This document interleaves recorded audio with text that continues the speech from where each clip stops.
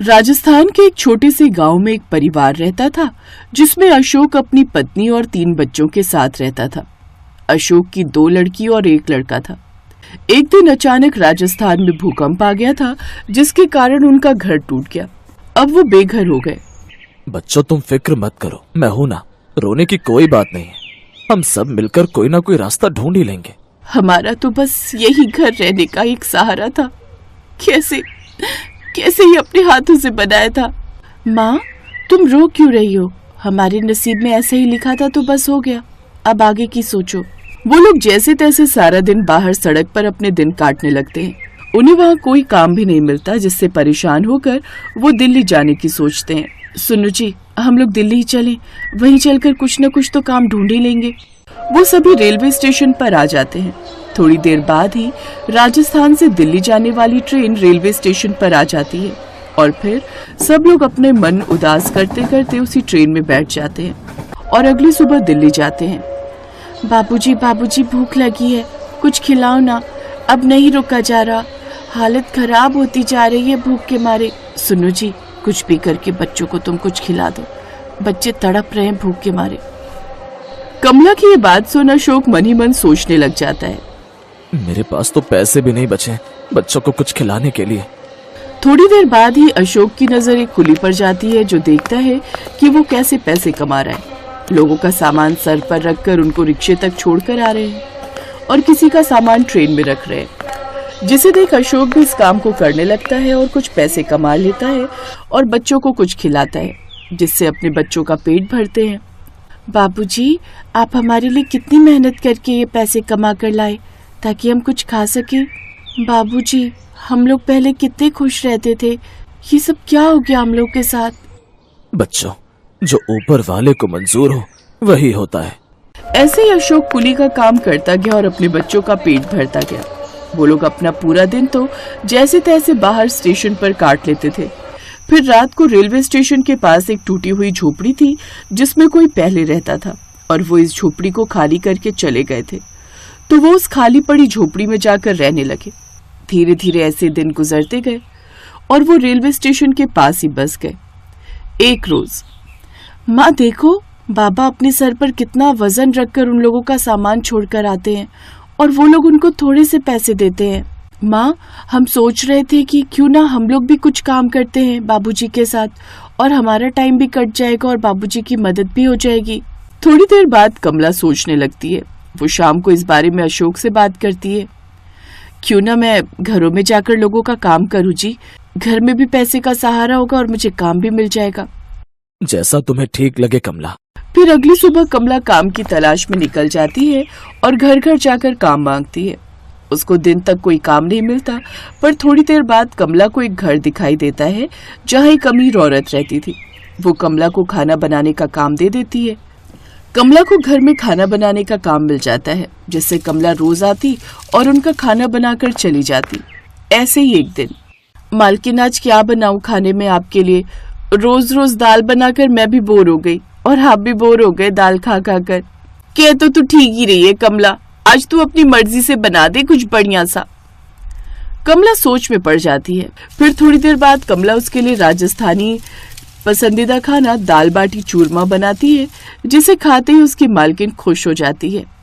अरे वाह कमला, तूने तो ये दाल बाटी चूरमा बहुत ही बढ़िया बनाया है, आज तक नहीं खाया मैंने ऐसा, तो सच में मजा ही आ गया। मालकिन, ये तो हमारी राजस्थान की मशहूर डिश है जिसे हम लोग बड़े मन से खाते हैं और जो भी लोग बाहर से आते हैं ना, वो भी उसे वहाँ जरूर खाते हैं।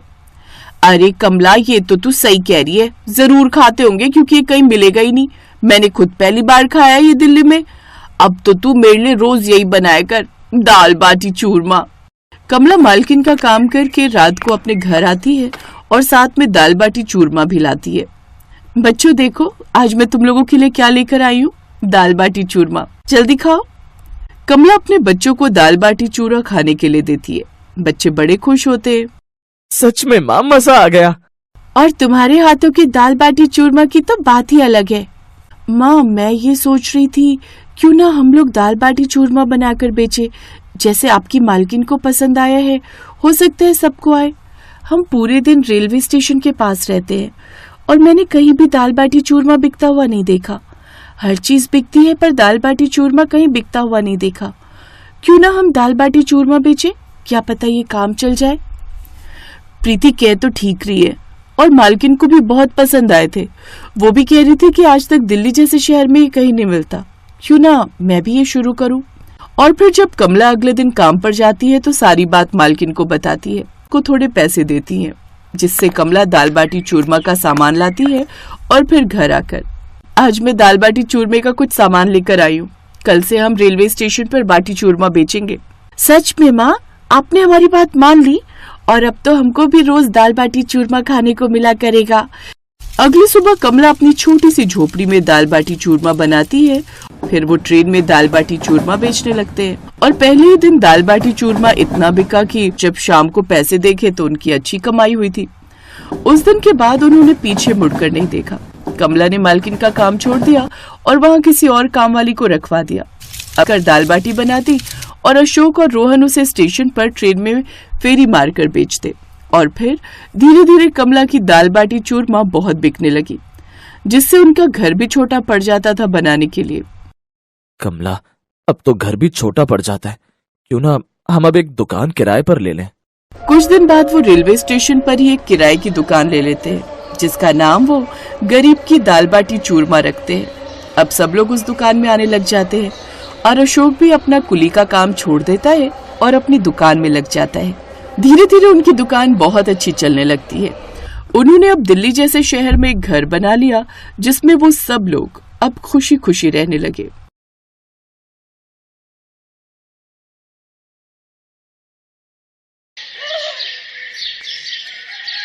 भला ऐसा क्या स्पेशल लाई है तू लंच में, है जो रोज अकेले अकेले बैठकर लंच करती है? चलना हमारे साथ लंच कर, हम सब शेयर करके खा लेंगे।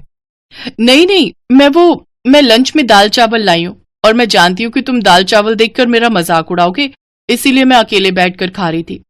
हम क्यों तेरा मजाक उड़ाएंगे? अरे दाल चावल तो हर किसी के फेवरेट होते हैं, ला इधर दे तो। मयंक शीतल के दाल चावल खा लेता है, जो कि उसे बड़े ही स्वादिष्ट लगते हैं। इतने अच्छे तो हैं। तू तो ऐसे ही मुंह बना रही थी। ले तू मेरी मैगी खा ले। मेरी माँ नौकरी करती है तो वो जल्दी में मुझे यही बनाकर दे देती है। मैं तो तरस ही जाता हूँ घर का खाना खाने के लिए। शीतल ये देखकर हैरान थी। मयंक उसके सारे दाल चावल खा गया। शीतल की छुट्टी हो जाती है और वो घर आती है।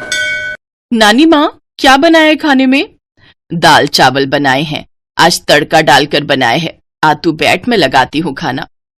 दाल चावल का नाम सुनकर शीतल का मुंह बन जाता है और वो झूठ मूठ कहती है, फिर से दाल चावल? बेटा, अब राशन में मुफ्त में तो दाल चावल ही मिलता है, तो वही बनाऊंगी ना। अच्छा नानी माँ, मेरा पेट भरा हुआ है। वो क्या है ना, एक दोस्त का जन्मदिन था तो उसने हमें पार्टी दे दी थी।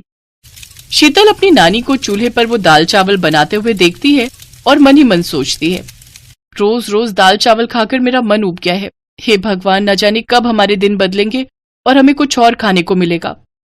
शीतल के माता पिता का देहांत हो चुका था। तब से शीतल को उसकी नानी ने ही पाला पोसा था। सरला एक गरीब बुढ़िया थी जो लोगों के घरों में काम करके अपना और अपनी पोती का पेट पाल रही थी। शीतल पास ही के एक स्कूल में पढ़ती थी। कुछ दिनों बाद उसके जन्मदिन पर उसके दोस्तों ने उसके घर आने की जिद की और शीतल उन्हें मना नहीं कर पाई। उनके आने पर सरला बोली, आओ बच्चों, तुम सब बैठो और आज तुम सब खाना यहीं खाकर जाना। मैं तुम सबके लिए बढ़िया से दाल चावल बना देती हूँ। ये सुनते ही शीतल अपना माथा पकड़कर बैठ जाती है। कुछ देर बाद वो सब शीतल के लिए लाया हुआ केक उससे कटवाते हैं, जिसे खाने के बाद सरला सब बच्चों को दाल चावल परोसती है। अरे वाह, ये तो कितने स्वादिष्ट दाल चावल हैं। इतने अच्छे तो मैंने आज तक नहीं खाए। सचमुच नानी माँ, मैं तो आपका फैन हो गया, मजा आ गया। वाह वाह, अगर आप स्टेशन पर दाल चावल बनाकर बेचोगे ना तो आप बहुत अच्छी कमाई कर सकती हो। आपको पता है, हमारे पड़ोस में हरिया काका, वो इतने बेकार दाल चावल बनाकर 20 रुपए की प्लेट बेचते हैं। उनके सामने तो आपके खाने का जवाब ही नहीं। अगर आप कम दाम में लोगों को बेहतरीन चीजें परोसोगे ना तो आपके पास ग्राहकों की भीड़ लग जाएगी। ये बात सुनकर शीतल भी हैरान रह गई और उसने कहा, हाँ नानी माँ, हो सकता है कि मैं रोज ये खाती हूँ इसलिए बोर हो गई हूँ, लेकिन ऐसे बहुत से लोग हैं जो घर का खाना खाने के लिए तरसते हैं। आप कल से ये काम शुरू कर दो। उन बच्चों की ये बात सरला के दिल को छू गई और वो लोगों के घरों का काम छोड़कर उसने खुद का एक ठेला खरीदा और दाल चावल का सामान लेकर स्टेशन किनारे बेचने निकल गई। शीतल भी अपनी नानी का हौसला देख उनकी मदद करने लगी। शीतल जोर जोर से आवाज लगाकर ग्राहकों को बुलाने लगी। आइए आइए, गर्मा गर्म दाल चावल खाइए। गरीब बुढ़िया के दाल चावल सिर्फ 5 रुपए में 1 प्लेट खाइए। है? सिर्फ 5 रुपए में दाल चावल? जरा खाकर तो देखे। अरे अम्मा, 1 प्लेट लगाना तो। दाल चावल खाकर उस आदमी के होश उड़ जाते हैं और वो 2 प्लेट और खा लेता है। देखते ही देखते उसके पास लोगों की भीड़ लगनी शुरू हो जाती है और कुछ ही दिनों में वो अच्छे खासे पैसे कमाने लगती है। अब स्टेशन पर आने वाले लोगों की भीड़ पहले गरीब बुढ़िया के 5 रुपए के दाल चावल खाते, उसके बाद ही ट्रेन में चढ़ते। अब पैसे आने से वो शीतल को भी तरह तरह का खाना बनाकर खिलाती है। साथ ही जब शीतल का दाल चावल खाने का मन होता तो वो अपनी नानी के ठेले से खा लेती, जिससे अब वो भी खुश रहती है। इस तरह गरीब बुढ़िया 5 रुपए के दाल चावल बेचकर मशहूर हो गई।